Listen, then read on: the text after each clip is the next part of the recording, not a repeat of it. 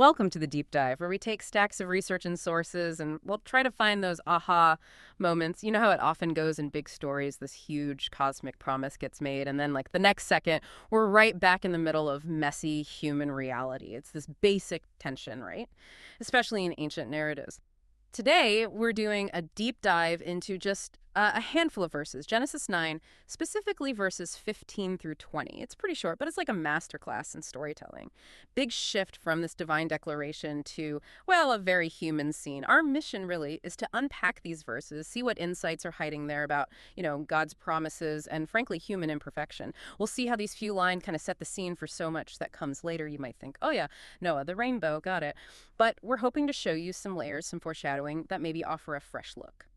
Okay, so let's unpack this. We're picking up right after the flood story. The rainbow's just been established as the sign of the covenant. And usually we think of the rainbow as being, for us, right, a reminder to humanity. But Genesis 9.16, it says something slightly different, quite profound, actually. Whenever the rainbow appears in the clouds, I will see it and remember the everlasting covenant. So the text says it's a sign for God himself. I will see it and remember. That's a different angle, isn't it? It really is. And it's fascinating when you pause on that phrasing. It's probably not about God literally forgetting, like we might forget where we put our keys. An all-knowing being doesn't really forget. Instead, this language points to something more like a personal relational commitment. Okay. In that ancient context, remembering often meant more than just recall. It meant acting on behalf of someone, fulfilling a promise, bringing it into the present. So when God says, I will see it and remember it, it's like God is binding himself to his own promise, making it solid, making it understandable for humans. So it's less about memory and more about commitment, like setting the terms publicly. Exactly. Think of it like a king engraving a treaty. It's not because he'll forget, but it declares his commitment, sets the framework.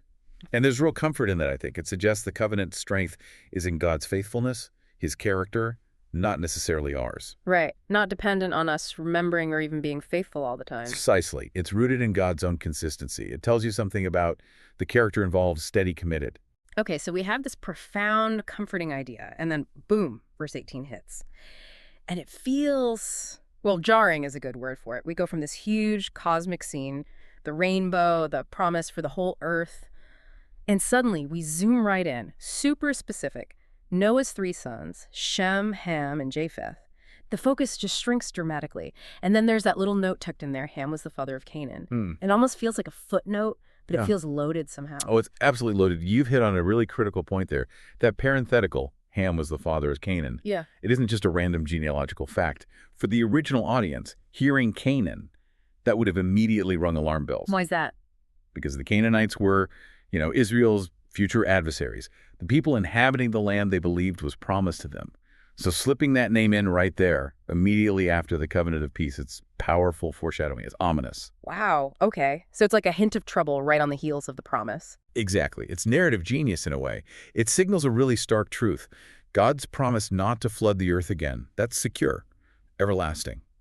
But the underlying issues, the human tendencies, the brokenness that led to the flood in the first place, those are still there. So the world gets a wash, but human nature doesn't. That seems to be the implication. The seeds of future conflict, of betrayal, of tension, they're being sown almost in the same breath as the promise of peace. It tells you the external reset doesn't automatically fix the internal human condition. And then right after that, verse 20, it moves to Noah. Noah, a man of the soil, proceeded to plant a vineyard. On one level, that sounds hopeful, right? Back to farming, cultivating the land, normal life starting again. It kind of echoes Adam, also linked to the soil, the Adama, a new beginning. Yes, and that phrase, man of the soil, ish had Adama. In Hebrew, it's very deliberate. It connects Noah directly back to Adam and the ground, Adama, from which humanity was formed. It signals this return to the human task of cultivation, stewardship, a fresh start. But there's a but coming, I feel. There is, because while planting a vineyard can symbolize life, celebration, blessing, we know what happens next in the story, even if we aren't diving deep into those verses today. This very vineyard becomes the backdrop for, well, the first major failure in this supposedly new world. Noah's drunkenness, Ham's actions. Right, the irony. The setting for the fresh start becomes the place of the first post-flood sin. Precisely. It's a stark illustration. The world might be cleansed, but humanity, even the righteous hero Noah, remains fundamentally human, Yeah. fallible. He carries the same potential for error. So you see this pattern emerging.